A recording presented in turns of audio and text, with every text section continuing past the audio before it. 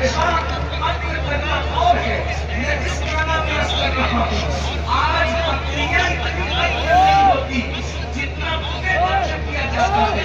اللہ اکبر، فلسطین کی سرزمین ہو یا کوئی اور شرط کی سرزمین ہو، اللہ آپ کے خون میں ہولی کھیلی جا رہی ہے، آپ کے خون کو جہل و تباہ اور برباد کیا جا رہا ہے، پانی کی طرح بہایا جا رہا ہے۔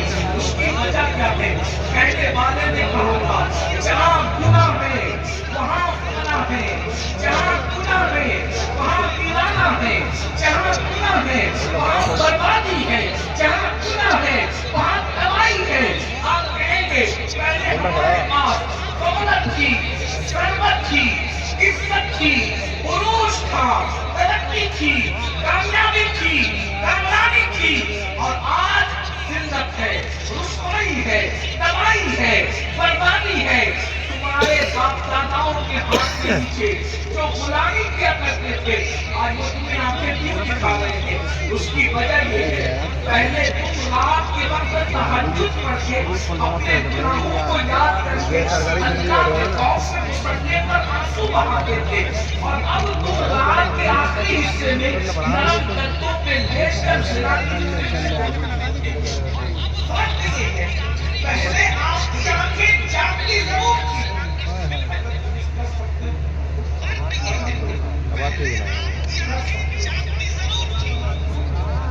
جی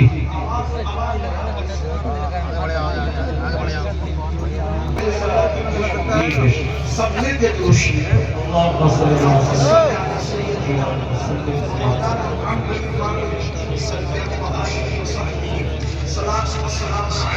لمبے بھائی وہ لمبے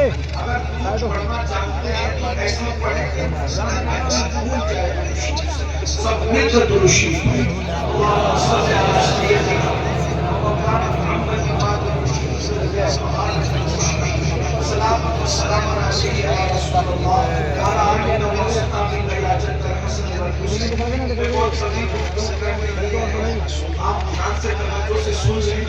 آپ سننا چاہتے ہیں ذرا ایک مرتبہ اور سب مل کر آپ بھی پورے مل کے سب سننا چاہتے ہیں کہ سب دیکھیں تو ذرا بلند آواز سے درود پڑھیں میرے کمر تک کم سے کم پہنچی آواز سب مل کر روشنی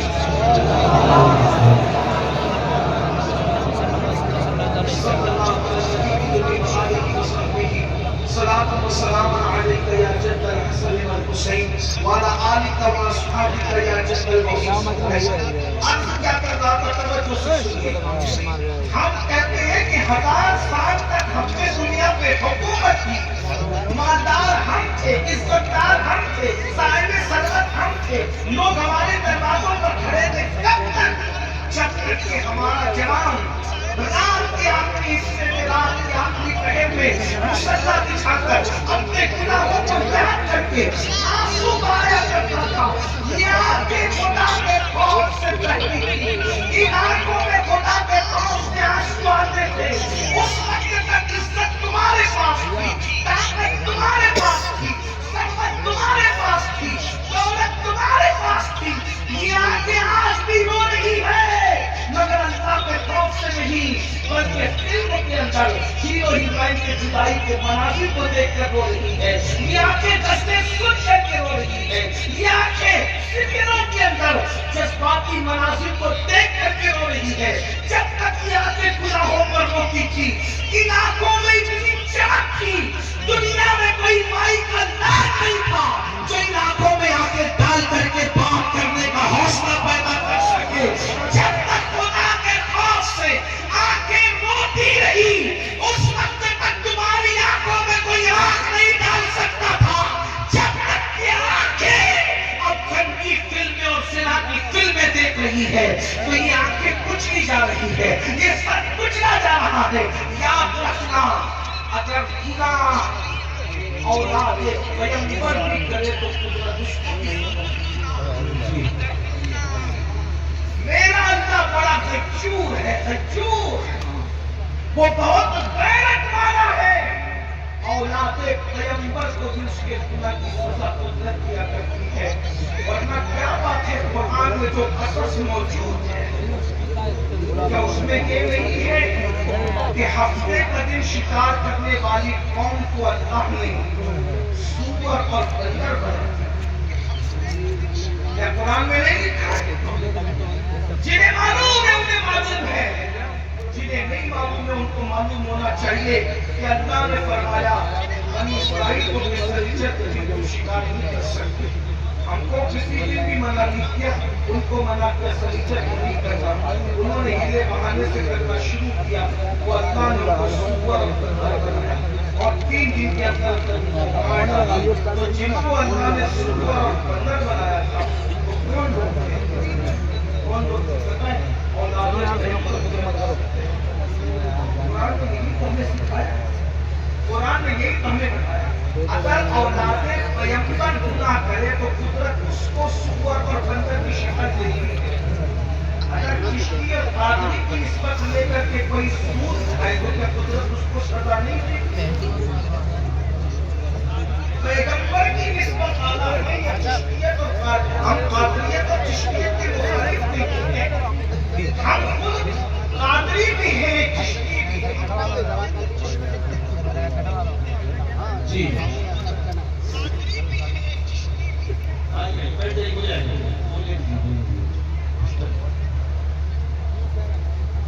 جی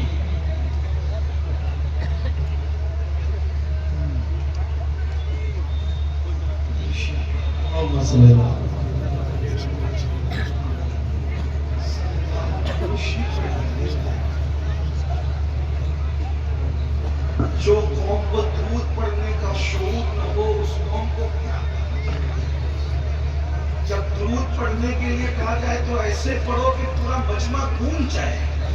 پڑھیے درود شریف.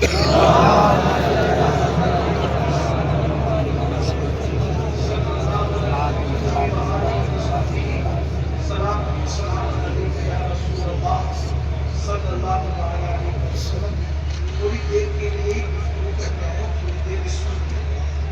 تو جہاں بیٹھنے کے لیے کھڑا ہے کھڑی رہنے کے، جو بات کرنا ہے اس کو آپ اپنے بات ہی کر لینے دیں، جو شور کرنا ہے اس کو شور کر لینے دیں. مقصد یہ ہے کہ وہ جس مقصد کے لیے آیا ہے اس کو اپنا مقصد پورا کرنے دیں. اور اگر آپ اللہ اس کے رسول کو راضی کرنے کے لیے واضح و نصیحت سننے آئے ہیں تو آپ واضح و نصیحت سنیں. اگر ایک بندہ بھی میری بات سن لے اور اگر وہ عمل کر لے تو انشاءاللہ اس کے صدقے میری بھی نجات اور آپ کی بھی نجات.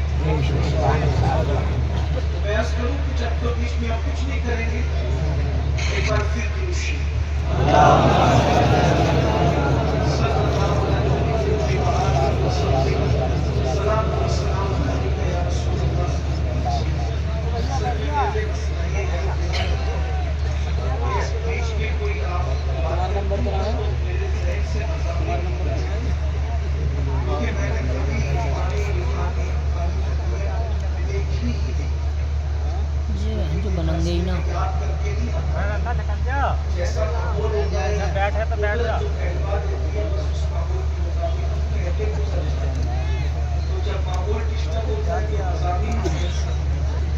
ایک بار